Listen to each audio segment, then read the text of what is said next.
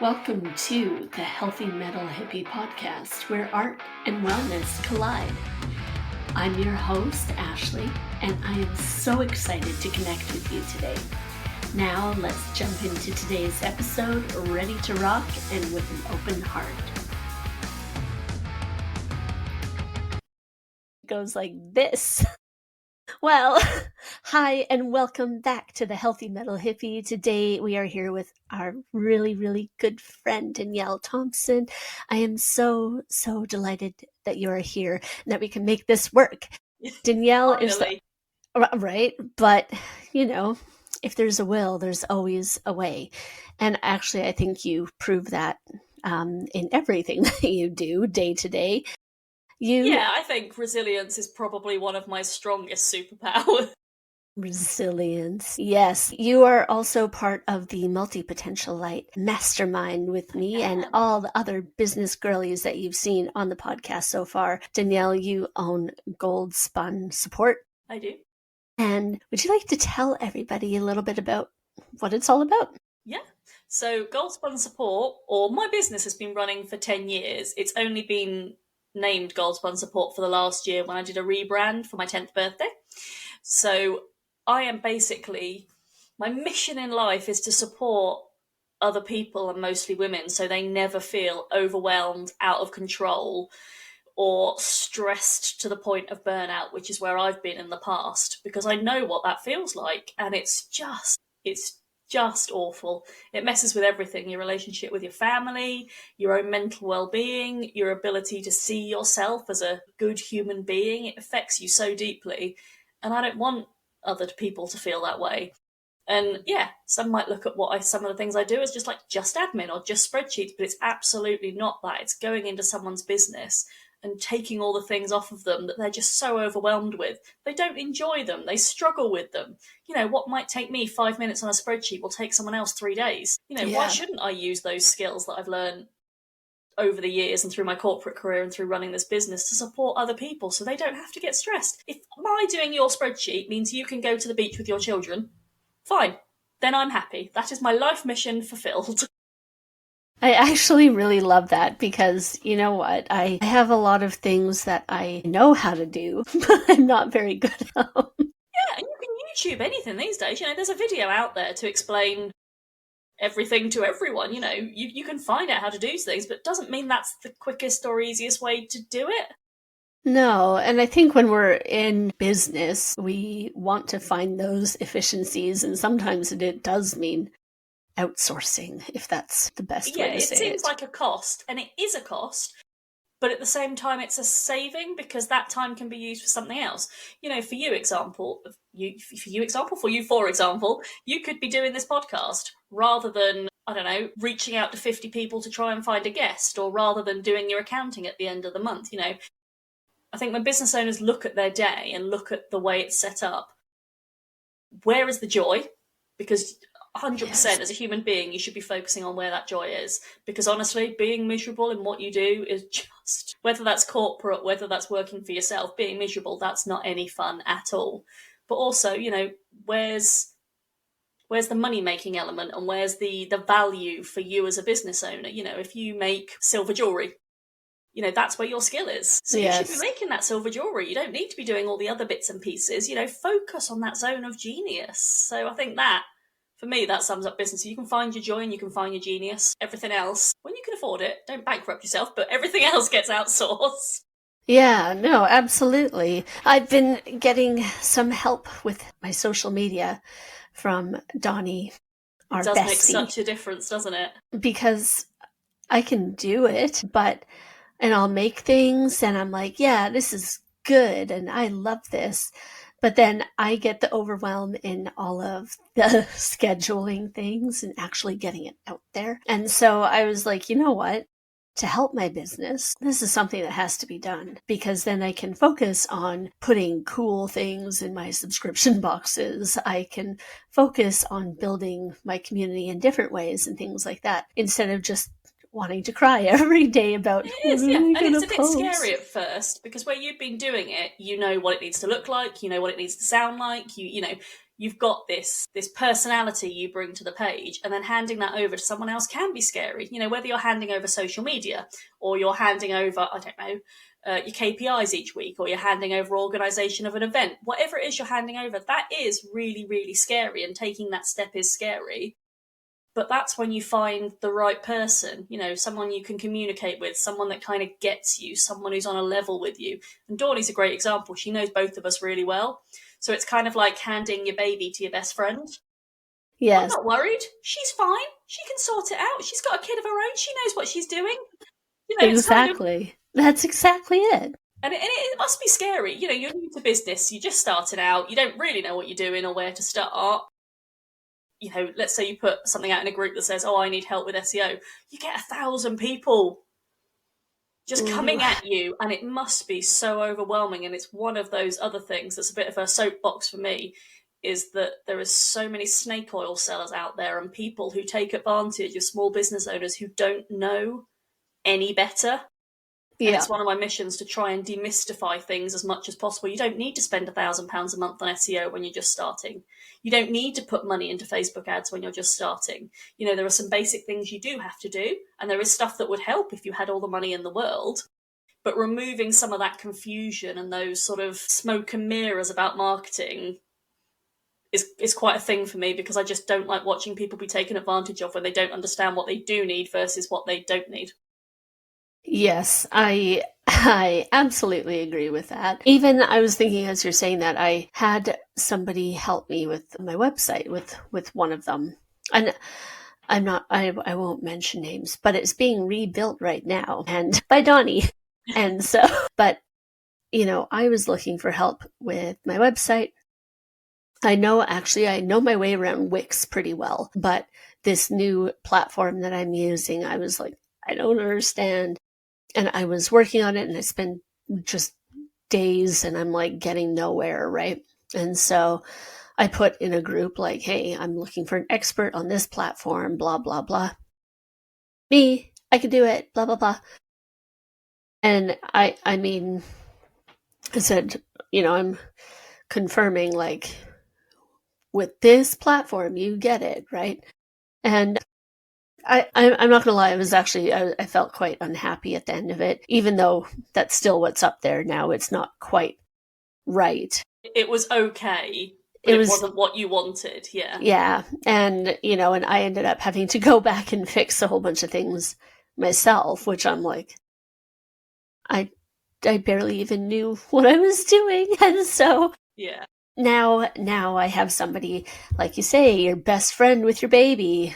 Donnie's got my baby. I think the longer you work, the bigger your network, and therefore you are more able to find people who are referred to you. If I came to you and said, I need to rebuild a website, have you got any recommendations? You'd have recommendations now. Yeah. And you'd have warnings about who to avoid or what to avoid. Yeah. I think the longer you work for yourself, the bigger that network gets. But that first year, it's scary. You're out there on your own. And depending on why you started your business, I mean, I know from my own example, but depending on why you started that first year, you're possibly not operating at 100%. If you consciously went into starting a business, that's a bit different. But if you kind of fell into it for personal reasons, you might not be your best self during that first year, and the confusion and overwhelm, it can just be too much. Yeah, it absolutely is. I mean, well, I'll share with you. Personally, I have always kind of had my own little tiny side things that I did. Never really did anything serious with them. But when I lost my job in 22, just after getting really shitty divorce, and like literally I just watched everything fall out from under me, and I went, cool. And yeah. And I decided, like, okay, maybe this is the sign that finally you just go work for yourself and you leave all that behind. I decided I wasn't going to go back to insurance, which is what I had done for 17 years at that time. It's kind of, yeah, so I, very, very stable career, Very normal. Everything's very normal. normal. Yeah. I mean, mostly, but The but job like, rather than you, obviously. yeah, that ship sailed a long time ago. But um, you know, I went from like super stable, super normal, to like, what am I doing? And I think it's honestly taken me a while to even figure out exactly what I want to do, for one. And also, yeah, it is like, where, like, what do I do? Yeah, I think as children or as teenagers, we're told about career planning and, goal planning for your life. But the path they put in front of you is it's quite a set path.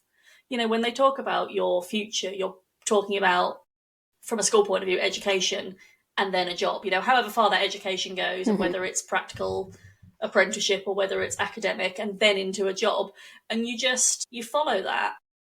And there's no point at which anyone actually stops and goes, or very rarely, is this what you really want to do? And it's not until the rug gets pulled out from under you that you have that chance to stop and reflect and go, Hold on a minute. I just did what everyone told me to do for the last 20 years. Is that actually what I want my life to be? And it's horrible because you didn't choose that turning point. But it's amazing in that if that turning point didn't happen, neither of us would be right here, right now, having this It's true. conversation. We wouldn't be where we are. I think regret is a waste of time and emotion. I think sometimes it's useful to reflect on the things that have happened. But honestly, I'm grateful for all of the trauma and all of the stuff in life because it brought us to right here, right now, where we can have a random chat about our lives on a podcast. Yes. That's brilliant. Exactly. And I also love that, like, again, this is actually like a secret advertising for Donnie. We'll Just put a keep saying link her name to really quietly, Donnie. Donnie. Donnie. I think honestly, partially with like just working with her has helped me really figure out how I can put all the things that I love together, because you know how it goes with that little ADHD brain going 900 miles a minute. You're going like, yes, yes, yes, yes, yes. And you're all, Started things everywhere, an idea here I never followed through, screenshots, notes. yeah, oh There's a lot yeah. of it. There is. And yes, someone brought me their Christmas tree. Lucky you. There you go, Errol. But that's the thing, because I've always thought since I was young, like, I really love music, I really love fashion. I wanted to be like a clothes designer, a model. I wanted to have a record store. I wanted to be, I wanted to have, I'm like, what did I all say? I wanted to do like a makeup artist. I wanted to have like music venues and all sorts of like, I've just really wanted to do a lot of things, as well as having like a center for women. And also, I also really love holistic health and wellness, and I've just been like, it has to fit Well, somehow. we've talked about this before. You talk about the tension between all your different, almost like a split personality, these separate silos of being. Mm-hmm. How do they work together? Well, they work together in you. Exactly. We've already established I'm not It's not like normal. half of you's arguing with the other half when you want to do some holistic health stuff. No. And you are a perfect example of how some things that might seem completely unrelated come together in this amazing person with all of this energy and passion for all these different things. And why shouldn't we be like that?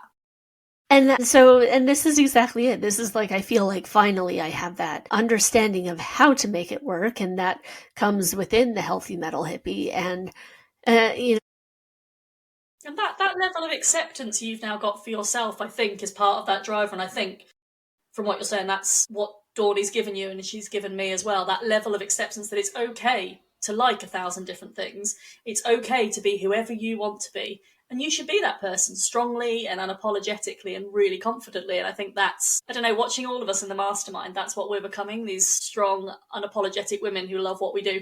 we're legendary. Legendary, I agree. And we It's wear like, ball gowns in Scotland in the freezing cold, so we yes, are legendary. yes, we do. Oh God, so cold that It was day. so cold. I don't know. I was thinking about that too, because, well, you sort of mentioned trauma there, and it's funny because even last night I was just walking my little dog, and I was talking to my sister on the phone, just about like stuff that has plagued me for, 20, 30 years. And I feel like, again, I was saying to Donnie that this year honestly feels like it's just finally, I got through the brick wall, I got through the ice layer, I got through the mud hut and all the shit. And okay, this is the awkward part, but now I'm breaking through the condom. It's like I've been trying to Okay, that's quite the vision. I'm trying to get through it, right? But it's like that's the thing where it keeps kind of bouncing me back, Yeah. right? Yeah. And so then it feels like I'm just ready to rip a hole through it, and here I am. Get pregnant. No, that's what I heard from that. No. Getting pregnant is one thing that's not going to happen this year or any other year. We've been there. We've done that. We're not doing it again. No. But yes, put myself out there. Yeah, basically. I think trauma fully. like that. It does create those layers around you, and different trauma causes different reactions. I mean, I feel sometimes like a road in a war zone that's covered in IUDs. Is it IUDs? Those little things that explode when you drive over them. I feel like one of those sometimes. Like, I'm covered in triggers. Right. If you'd have gone back sort of even 5-6 years, I didn't really know about them, but things would set me off all the time. And that would trigger my depression, or that would trigger a stress response, or it would trigger a run away and hide, because that's my favourite response to everything, run away and hide in the shower. That made me very, very delicate. I think I've spent so much time reflecting, working on myself, trying to grow and trying to be stronger, that now I can tell you where pretty much all of them are, and I can tell you what all of them are. So I kind of know that if something comes towards me, I'm like, whoa, no. I know to swerve it. I don't always do it. Sometimes life throws things at you and you can't avoid it. You have to take it. You have to know it's going to push a button. It's going to cause a reaction. But that's just life, isn't it? Yes, it's true, but I think you have to do that work so that you can recognize those things, right? Because if you don't do the work, they're just going to keep blasting you. Yeah, and sometimes you've got to face into the fact that you can't solve them. You're never going to be a completely whole person. No one is. That wouldn't be the human experience. Recognizing them is probably more powerful than trying to solve them, because recognizing them allows you to face into it, to know what's going to push the button to trigger you off, to know what your reaction's going to be, and to know how to manage that, because you sometimes cannot stop it happening. So as soon as you've recognized it, you know what the strategy is for every step when you do get triggered. And I think that's the most powerful thing you can do for yourself. Other than running away and hiding, if you come across something, and also I just wanted to ask too, do you ever find new ones that come up that you're like, oh, shit, I didn't know about that one? Sometimes, yeah. Although I will say a lot of the time it's like a trigger that existed but hiding as something else. So I'm trying to think of an example. So we talked about this before we came on the call, about rejection sensitivity. I'm massively, massively sensitive to rejection. I see it in everything. So if I said, I don't know, to my best friend, oh, I've got this opportunity to go to Ibiza with Dawny. Should I do it? Unless they go, that is the best idea I've ever heard. Go for it. Let's book the flight now. In fact, I'll come with you. It's going to be amazing. If they said, I mean, it sounds all right. Do you really need to do it? That to me is rejection. No. And that triggers me really, really badly. And I think up until about 18 months ago, I only saw rejection as overt rejection. So when a client ends a contract, or when someone says, no, I don't want to work with you, overt rejection, I recognised, I knew what to do with that, and I learned to deal with that. I still get a bit sensitive about it, but I learned to deal with it. Yeah. But that less overt rejection, which actually isn't rejection at all, it's just my brain telling me, that's someone going, no, they don't think you should do that. That seems like a really bad idea. They probably think you're a horrible human being and you definitely should not do that. That's that script in my head. That I've only really recognised in the last 6 months. So I'm still having to have that conversation every time I read a message going, right, they're not telling you yes. They're also not telling you no. So they're not rejecting it. And I'm still struggling to work through that. So I wouldn't say brand new triggers come up, but I would say they try to get me in a whole different way. It's not funny, but it's like... it's a little bit funny. But it's so relatable, though. I was talking to another friend about this the other day a little bit too, where she's saying that, she sent a message to somebody, hey, really loved working on this. I can't wait to work with you on this other one. And she read it and she didn't reply for a few days. We can feel the panic setting in. I feel the horrible. What did I say? Yes. Well, I did something wrong. What did I write wrong? Yes. Yep. I've done something wrong. They hate me. They think I am the worst person on earth. They feel like I'm taking advantage of them. They feel that they don't want to work with me. Why on earth would they want to work? Oh my God, I must have been so bad at it. They never want to see me again. Yeah, I can just, yeah. Oh, yeah. No. Oh, yeah. And I'm like, oh, yeah. I would feel that exact same way. You sit there wondering, what did I do? Or even like sometimes even talking to family or people I love. And I'm like, guess what? I got this call and this person wants to work with me. And they're like, oh, yeah, that should be good. I mean, my daughter, bless her, my daughter's on the spectrum. Yeah. Undiagnosed because it honestly wouldn't benefit her in any way to have a diagnosis, but she is. She said the last week, so I was launching my podcast last week and I was talking about it and she'd dutifully downloaded everything and she'd subscribed and everything. And she went, I've not actually listened to any of these. I went, that's okay, you don't need to. She went, I'm not going to because really what you do doesn't interest me. And it wasn't an attack by her, it's just an honest statement of fact. She'd supported me in that she downloaded them, she'd supported me in that she'd subscribed. She was just, and she's quite an extreme example because of the way she responds to things. Yeah. She was just, what you do doesn't interest me. And of course my brain went, why? She doesn't love me, which is ridiculous. And I think having children that are on the spectrum, really, if you've got rejection sensitivity, you have to harden up quite quickly. Do you ever? Yes. Yeah. Yes, we do. There's a lot of, okay, it's not me, it's not me, it's not me. Yeah. I sit there going, what did I do? And everything I do is wrong. But it's not. It's just like, It's that's partly life. being a teenager, it's partly being on the spectrum, it's partly the completely unexpected parent-child relationship that nobody prepares you for. Yes, and you can't prepare for it. Not at all. I don't think so. I went to parents' evening last night and I got shouted at while we were queuing to go in that I'd put her in a bad mood in the car because I was like, I don't even know what I said. It's like, I was just driving. Like, okay, well, I'm just not going to talk now. I'll just sign us in. It'll be fine. Great. Yeah. No, I get those all the time. It's really, really difficult. And I think, yeah, and I know for me, like I say, I'm super excited about things like all the time. And if somebody is not also super excited about things, I think that they hate me. Yeah. Yeah. It's stupid. Yeah. And when I sit there talking about it, I'm like, that just, it doesn't make any sense. I know, yeah, logically, I can tell you it doesn't make any sense. But I don't know, I think in my head, and maybe Disney ruined me with all their perfect relationships, but in my head, there's that person there who's literally clapping every night when you walk in the door, and they're going, that was amazing, you were amazing, you should do this, I don't care how much money it costs, let's throw it out there, someone that is as excited about my stuff as I am. But when you say that out loud, that's not realistic, and you need someone to ground you. People like us who are full of energy and full of passion, we do need someone to hold the balloon string to keep us near the ground, because otherwise we'd just be, I just started 15 different cross stitches and 70 different hobbies and I'd be doing 6 things at once, and it's just not healthy. You need someone to keep you grounded.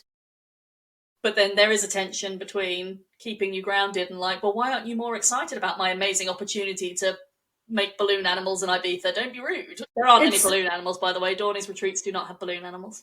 They could. You definitely could. I can't make balloon animals. I tried once. That was a hobby I started. That didn't go very well either. Oh my God. I've never tried. No, I might have tried, but it was never interesting to me. I went to a party and I was like, well, that looks easy. I'll give that a go. No. It's not easy. They explode and all sorts. They do. And sometimes only like a segment explodes and then you're stuck with like a Then you got a weird thing. Ew. Yeah, I just wasn't any good. I bought a whole kit. There was a pump and all the balloons and a book, and I think I got halfway through a balloon dog and was like, this is not as easy as it looks. This is not for me. That is the kind of thing I've said about 100 times in my life. Pole dancing, not as easy as it looked. Thought it looked really simple. Thought, I'm a naturally sexy human. That'll be easy. It was not. You are a naturally sexy human. Well, I thought so, but it turned out when you put me in front of a large bank of reflective surfaces and a pole, not so much. Just an awkward person desperately trying to climb a pole. It wasn't good. It was awful. God. Yeah. I'd like to try that, though. There are so many things. I do think it's worth it, giving things a go. Yeah. But it is, I mean, ADHD especially, it's a bit of an ADHD tax. This need to try things, and then when you're not good at them, you're like, meh. Exactly. You know, the half-started... If you're like a little bit good, when you start, you're like, yes, I can do all of it. Skill. And then you're like, quilling, calligraphy. What else have I tried? Calligraphy. I can't. It looks so easy. And I didn't buy the starter kit. No. I bought the really expensive ink and the really expensive calligraphy pen and a whole course. About 3 letters in, I was like, I am not any good at this. I tried just, I think, from some like TikTok videos, and I got like a cheapy one pen at Hobbycraft, and it was like ups and the downstrokes, and I was like, I'm left-handed, I can't do this. I just don't have the patience for it either. No. I don't want to form it. I just want the stuff to come out the pen magically in the correct way. It should. Yeah. Just for you. That's what I want. I want to be magically amazing at things, and unfortunately, I am not. That's actually, I'm like, see, we're having a moment where I'm like, ah. No, to be clear, I am magically amazing at some things. I'm very good at baking. Yeah. Oh, yeah, you are. I love to bake. I think I'm quite a good driver. People tell me they feel safe in my car with me. Good. What else can I do? I can get stains out of anything using Swafliga. I don't know what that is, but... It's a tub of green stuff. You use it to get grease out your hands if you're a mechanic. And it gets stains out of any clothing, even silk. It's amazing. There you go. Life hack for everyone. Buy yourself a massive tub of Swafliga.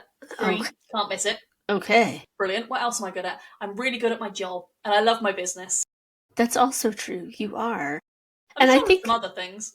Do you think that that it is hard as an ADHD person because you do want to be magical at everything all the time? Yeah. I want to be perfect.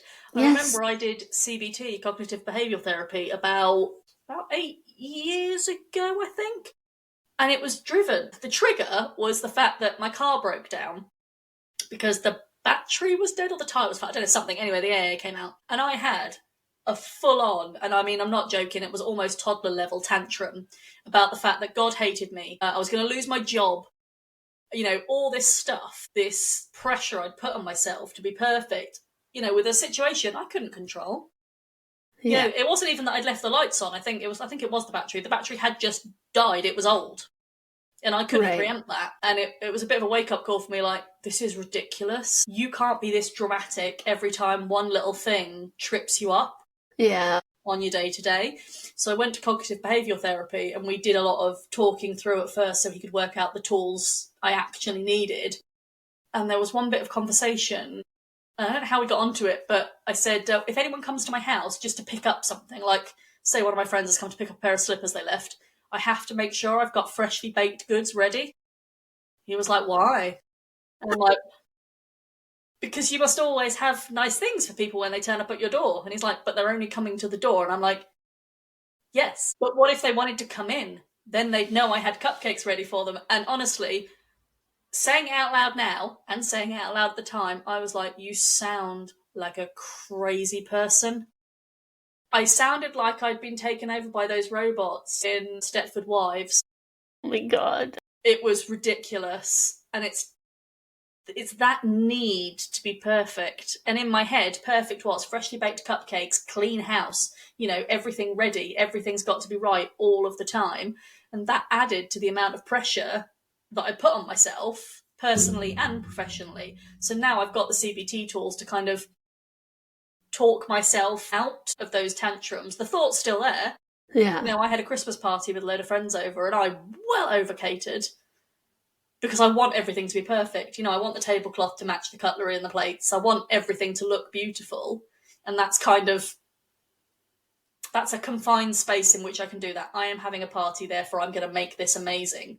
Yeah. But day to day, I can't live like that. I can't say I'm definitely going to cook a 3-course meal every night for my family with all the food groups, because there are nights when I don't want to cook, or there are days when I've had such a bad day, all I want to do is have a liquid meal of Malibu and Coke. That's it.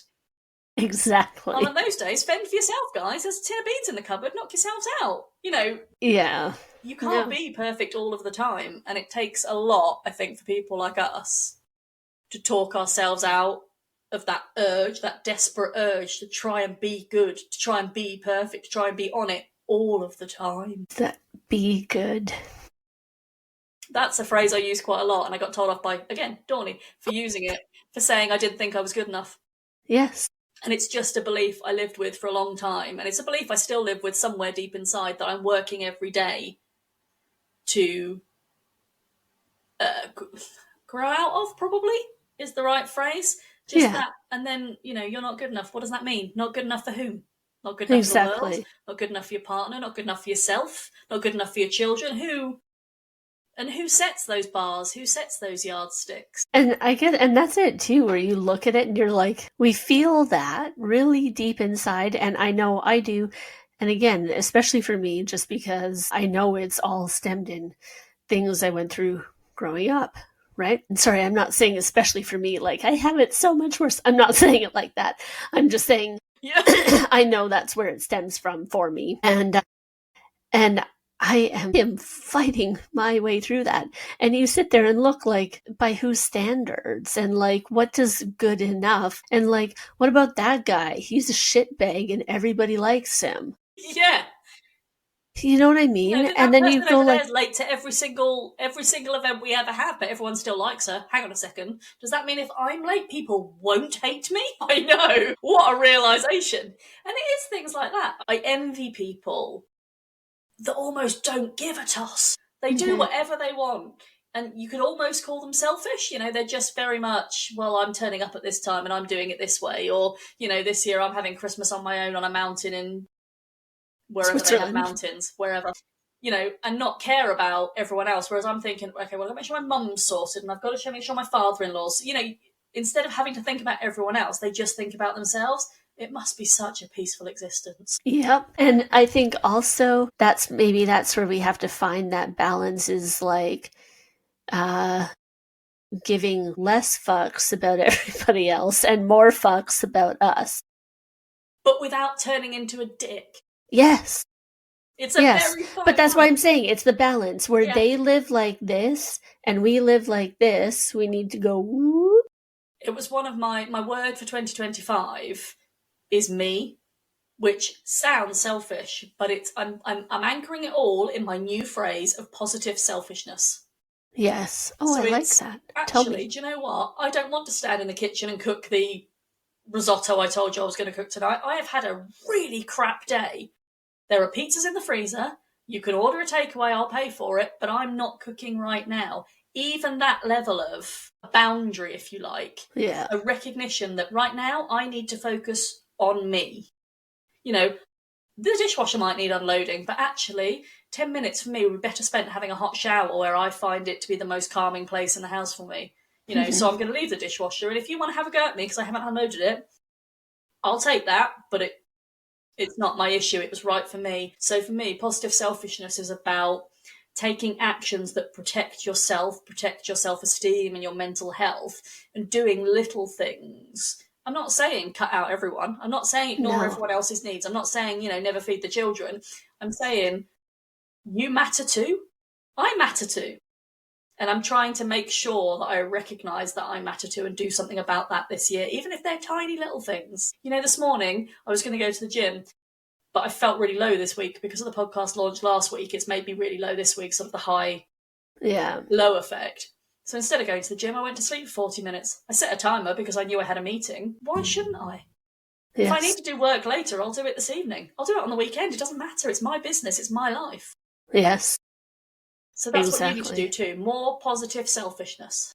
I really like that I idea. like it. My phrase that I put in my personal plan for this year, the phrase of this year is just simply, yes, I can. I like Yes, that. I can. Yeah. And I can. There's nothing to stop you. You can do everything. And that's it. I think I have lots of sparkly, magical ideas. And yes, I can. And what's the worst that happens if you try something that doesn't work? You've got a half-used balloon animal kit, chuck it away, who cares? I wanted that balloon animal kit.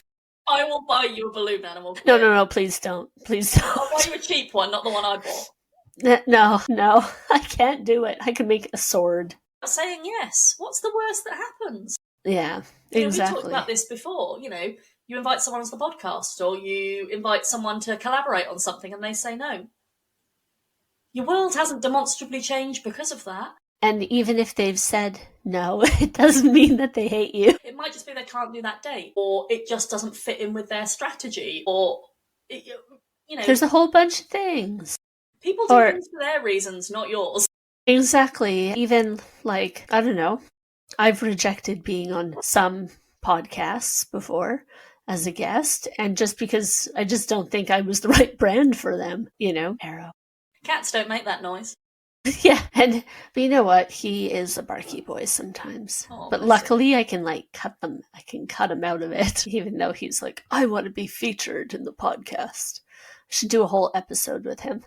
We could just collect bits together where he's just barking all the way through. You know what? I could probably get a 3-minute episode if I took all the barks that he's done in all of my podcasts. It'd be very so that's pretty good. Some people might want to sleep to it. Okay. I sleep to rain sounds, so someone might want to sleep to a dog barking. Yeah, probably not There's probably a market out there for everything. That's true. We could try that. The Barkcast. I like that plan.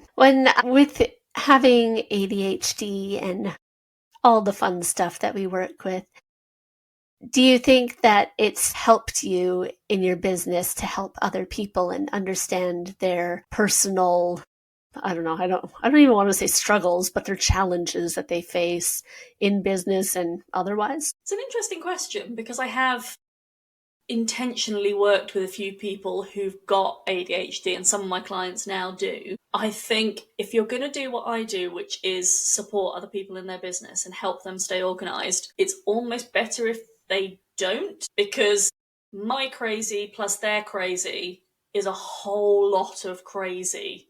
And it would be marvellous if we could time it so that I'm in the not crazy when they're in the are crazy, but it doesn't always work like that. So I'll have meetings with one client and we'll come up with these brilliant ideas and we'll write them down. And then a month later we'll go, didn't we talk about this? We wrote it somewhere. Where did we write it? And then we're both going through our notes and neither of us can find it and have no idea what we talked about. So I think I'm better at recognising that now. Right. And certain people I do... we just get on because of it. And I think with ADHD, excuse me, I've definitely found my tribe. Yeah.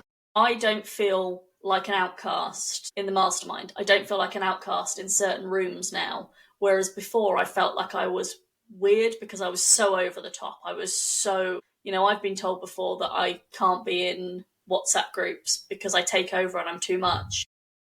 I'm not. I'm just really enthusiastic and passionate, or I'm not trying to, sorry, I might do by accident, but I am just, I am the loud one. I can't, when we go out with my girlfriends, it is me that's the loud one. I probably am the one that, they think gets drunk quicker. It's not that I'm drunk, I'm like this sober, so it doesn't make a lot of difference. But yeah, I think for me, it's less supported me in the working and it's more supported me to find the type of people I'm drawn to and the type of people where I feel 100% comfortable, because it is incredibly lonely in life if you are in rooms with people that you don't feel like you can be 100% yourself. If you're only giving 50% of yourself and hiding 50% because you're scared to let it out, that's literally masking 24/7. Yeah. And that is exhausting. So to me, it was a bit like, to go back to your lovely metaphor from earlier, it was a bit like breaking through that condom. it was kind of making the world a bit sparklier and clearer and, okay, I'm meant to be here. That makes sense. The downside of that is it makes you reflect on the other spaces in your life where you're not as comfortable. Yes. Maybe that's just a natural progression of growing as a person. I think that could be too, but I do think that is also just your internal work that you do that helps you realize that more and more. Like I've felt, I'm sure I have told you, but I mean, I've never felt like I fit in my hometown ever. And the first time I came over to the UK, I just knew that I fit in here. And I wasn't quite sure why, and I still don't know why, if it's a past life thing or if it's just an energetic thing, or if it's just that there's like enough people with big ideas here that makes me fit. Yeah. And there's enough weird and wonderful here that makes me fit. And I suppose you'll never know exactly what it is that's caused that feeling. But you've finding embraced it. And that's the courage it took to embrace that and go, right, I'm not going to be there, I'm going to be here. That's an amazing move to make.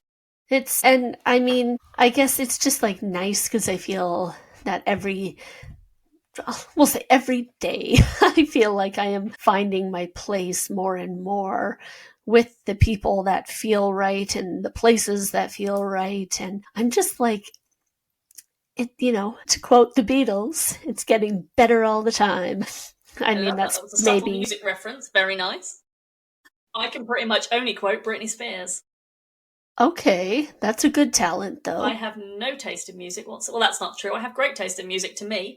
Yeah. Just not to everyone else. But you know what? I think that's also fair too. And that's something I talk about a lot, where I always think like, okay, maybe it's not my taste, but I can see why people like it, or I can see that it's technically good, or that I can see that whatever it may be. I'm never going to claim the technical good, but every music to me is part of my soul. And it may not be the stuff that moves your soul, but it's the stuff that moves mine. So whether it's attached to a memory from my childhood, or whether it's just something that uplifts me, or the lyrics connect with me, all of it has meaning. But you'll get other people going, oh my God, your taste in music is awful. And I'm like, well, who cares? It makes me happy. Okay. People say that to me. 5 in the car at full volume because 5 fill me with joy. What's wrong with that? There's a song by 5 that I like. I don't think I know a lot of their songs, to be honest. I'm not going to sing because I can't sing in tune, so you'll just have to Google it afterwards. No, but I agree. The what's good music is stuff that makes you feel good and stuff that you enjoy and speaks to you. It's not that tough. No, it's not, but I think people have a snobbery about it in the same way they do about reading, or the same way that, you've got to read meaningful books, or if you don't just read business books all day every day, there must be something wrong with you. Well, I read a massive amount of stuff. I read romance, I read fantasy fiction, I read autobiographies, I read business books. I don't know why there is such snobbery in the world around different bits and pieces. Why can't we all just be ourselves? Yes, do what we like, be ourselves, and just be happy. It's a brilliant circle back round to what we started talking about. Get that. Like we planned it. We might have. No, it's true though. I don't know. Even like, we'll just say even my son, he'll show me stuff like, hey, listen to this song. Do you like it? And some of it I'm like, yeah, this is cool. I like it. And some of it I'm like, I can't. I just can't. Please turn it off. And that's, it's fine.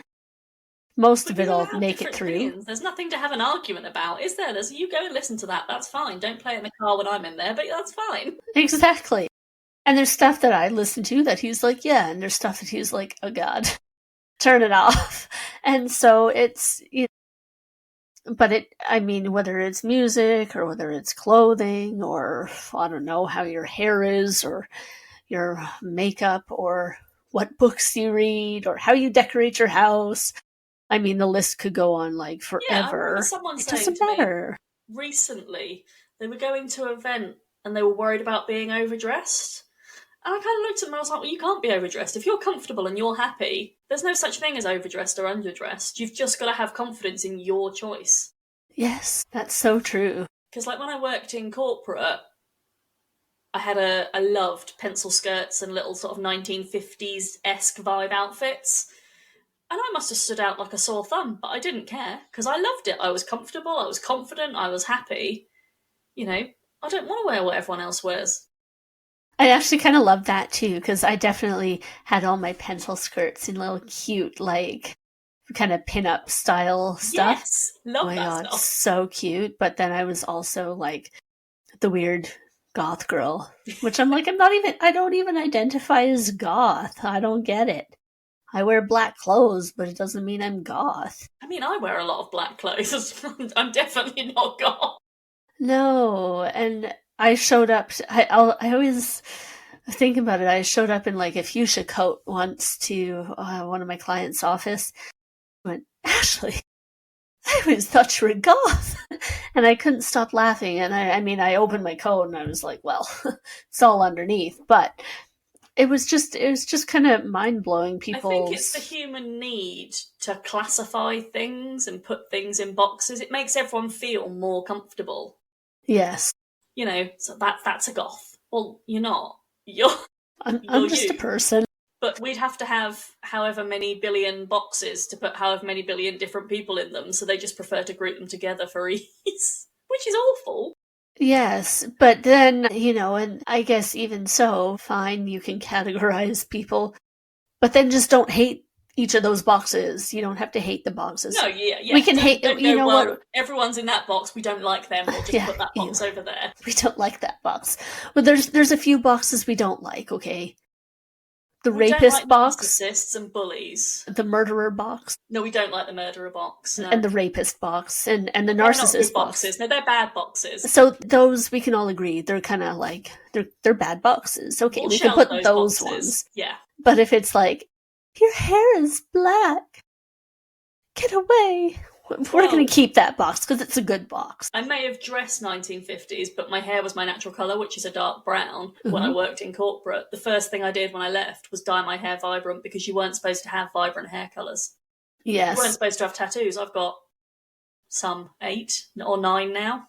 Mm-hmm. You know, and I certainly couldn't have had anything. I had one that was on my shoulder, that which you would never would have seen, but you couldn't have had anything like this that was on show. You just weren't allowed to. Yeah. No, same. I mean, and when I was working and we were in lockdown, then I kind of did put, oh, you can't really see it on camera here, Blue. but I've got my purple hair on the bottom. Oh, it kind of It brights glows. like It looks that. more blue in that light, but Yeah, it's purple, but so I did that while I was working, but we were like working from home, so I was like, you can get away and with it's it a bit still more. hidden, right? But that felt very rebellious because I used to have facial piercings and stuff. I had to take them out to work in corporate, and It's a conformity thing that you don't kind of even realise you're doing. It's just a rule that you follow, and you don't realise. I remember when I went on maternity leave with my first child, with Abigail, I had a right wobble somewhere in the middle that I didn't know who I am or what I was. I was only ever being called mummy, either by my child or by my other half or by 90% of the people around me. Like, I was Abigail's mummy, or I was just, how's mummy feeling today? yeah, I didn't have a name, and because I wasn't working, I didn't have a job. I felt like my identity had just completely disappeared. And I think part of that is because in the corporate world, you become so, I want to say homogenous. I think that's the right, word. yeah, That thing where you become the same as everyone else. So all I had left was my name and my job title. And then when those got taken away, I had a proper tantrum. I was like, I have a name!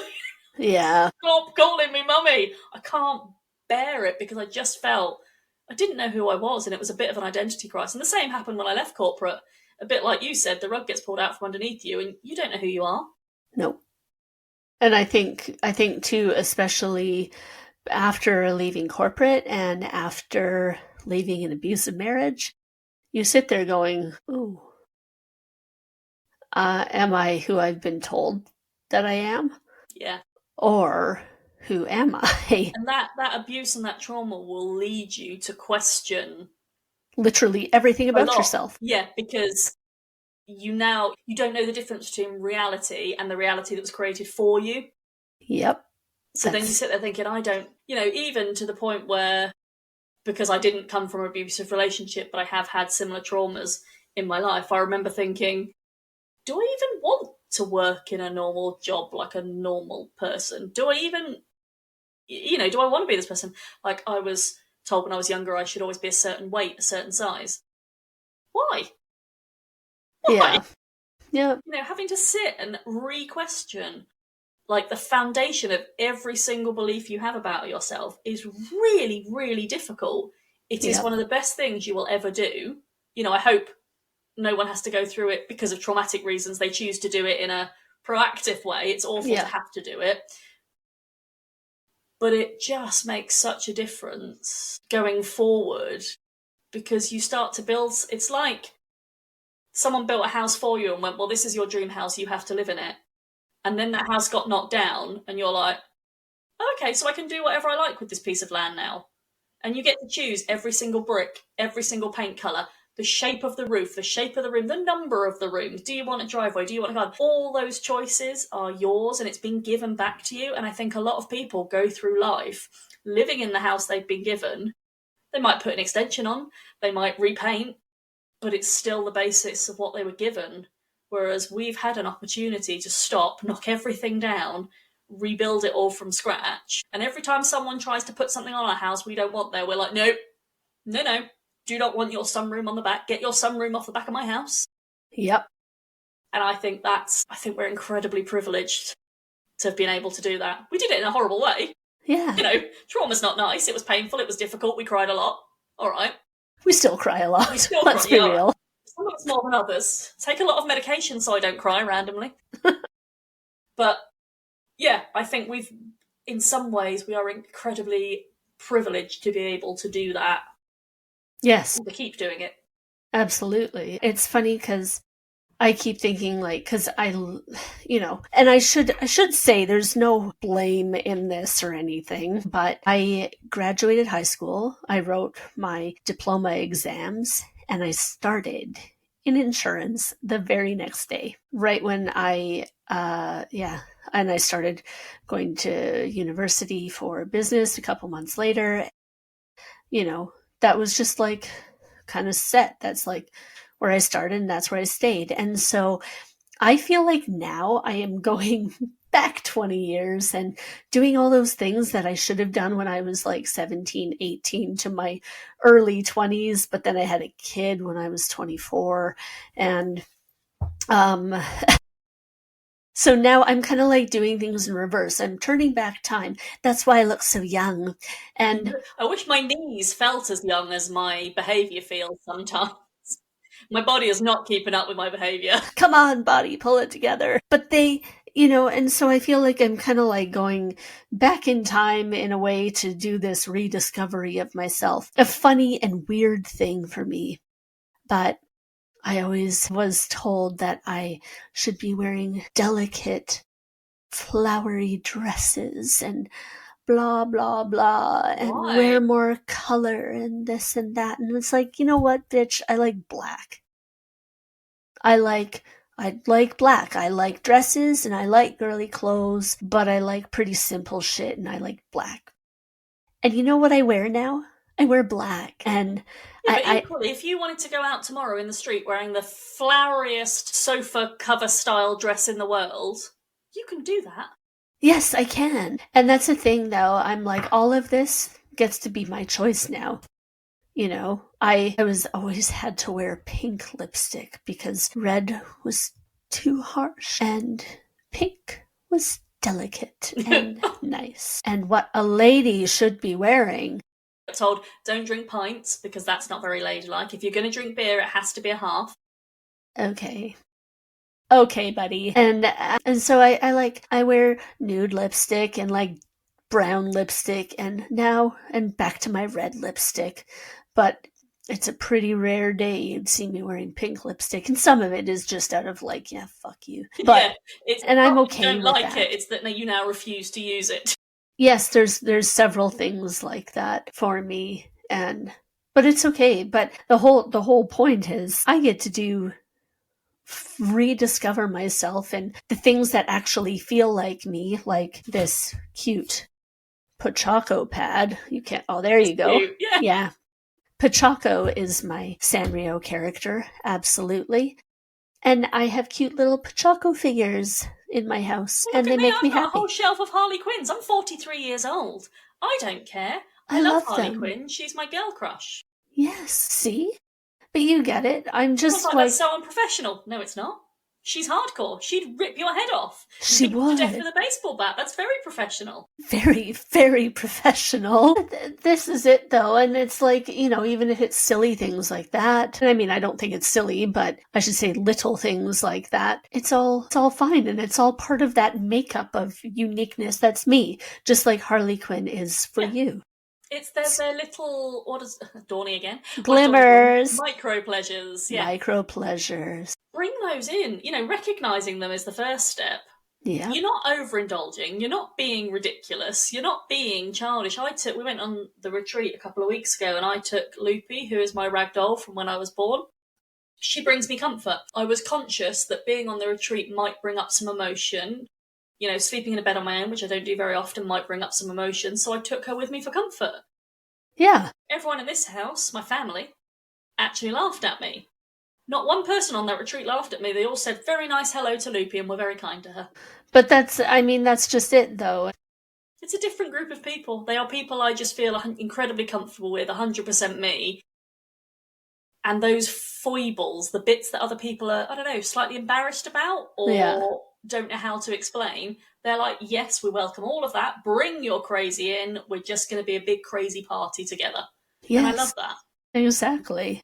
You just got to find your crazy people. I love my crazy people. And so do I.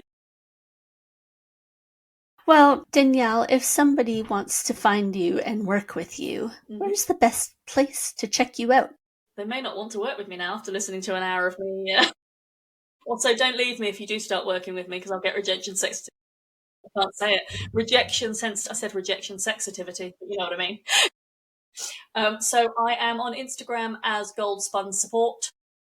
But in theory, you put my name on the internet, I should come up. I've done a lot of work on SEO and visibility. If I don't, I'd worry about myself. But yeah, Goldspun Support, if you put that in, you'll definitely find me. And I'm always looking to work with new people and help them relieve that pressure.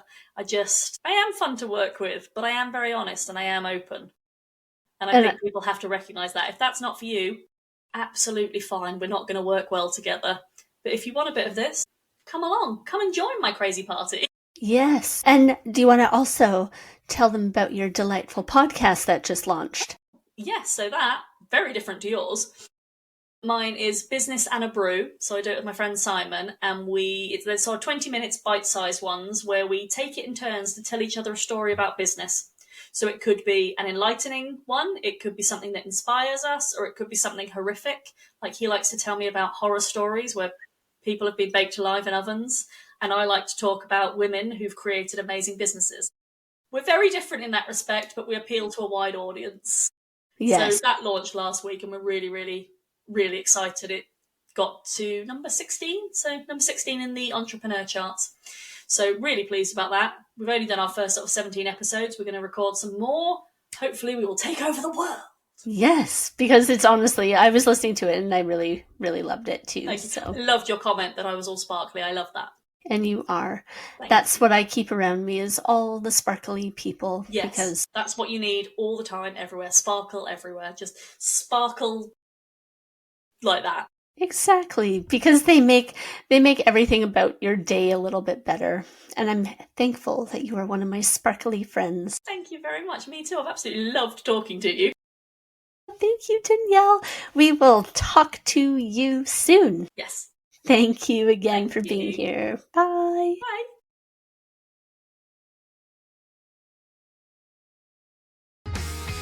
Thank you so much for joining us today on the Healthy Metal Hippie podcast.